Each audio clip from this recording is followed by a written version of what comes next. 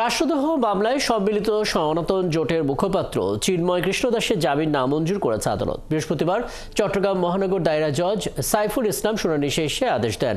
আদেশের পর জামিনের জন্য উচ্চ আদালতে যাবার ঘোষণা দিয়েছেন চিন্ময়ের আইনজীবীরা। জামিন শুনানিকে কেন্দ্র করে চট্টগ্রাম আদালত এবং এর আশপাশে ছিল কড়া নিরাপত্তা ব্যবস্থা। প্রণবেশ চক্রবর্তী প্রতিবেদন, ক্যামেরায় ছিলেন জহুরুল ইসলাম। দেশদ্রোহিতার মামলায় জামিন শুনানির দিন ধার্য থাকায় সকাল থেকেই চট্টগ্রাম আদালত ও তার আশপাশে ছিল কড়া নিরাপত্তা ব্যবস্থা। নিয়োগ করা হয় অতিরিক্ত পুলিশ ও বিজিবি। দুপুর 12টায় আদালতে শুনানি শেষে চিন্ময় কৃষ্ণ দাসের জামিন নামঞ্জুর করেন চট্টগ্রাম মহানগর দায়রা জজ সাইফুল ইসলাম। ওনার মামলা আজকে নিষ্পত্তি হয়ে গেছে এবং এটা অত্যন্ত শান্তিপূর্ণভাবে শুনানির মাধ্যমে মামলা নিষ্পত্তি হয়েছে। যাবজ্জীবন কারাদণ্ডের মামলা, সেই কারণে উনি জামিন আমাদের নামঞ্জুর চেয়েছেন। যাবজ্জীবন সাজা হওয়ার ও জামিন অযোগ্য ধারায় মামলা হওয়ায় আদালতে চিন্ময়ের জামিন হয়নি বলে জানিয়েছেন রাষ্ট্রপক্ষের কৌঁসুলি।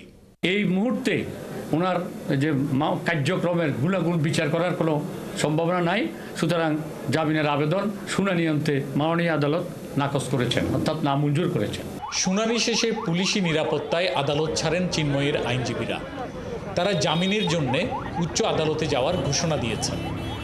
আমাদের পরবর্তী কার্যক্রম আইন অনুযায়ী আমরা উচ্চ আদালতে এটা উপস্থাপন জামিন পিটিশনটা। এর আগে গত 11 ডিসেম্বর সুপ্রিম কোর্টের এক আইনজীবী শুনানির দিন সামনে এগিয়ে আনার জন্য আবেদন করলে সেটি খারিজ করে আদালত।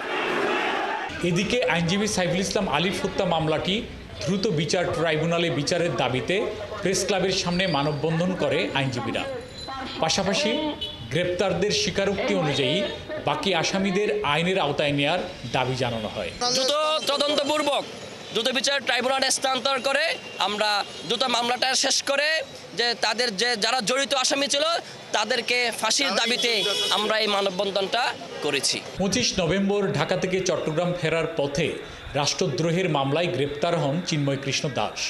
26 নভেম্বর ওই মামলায় জামিন নামঞ্জুরকে কেন্দ্র করে চট্টগ্রাম আদালত প্রাঙ্গণে সংঘর্ষ হয়। এ সময় আইনজীবী সাইফুল ইসলামকে পিটিয়ে ও কুপিয়ে হত্যা করা হয়। প্রণবেশ চক্রবর্তী, 71, চট্টগ্রাম।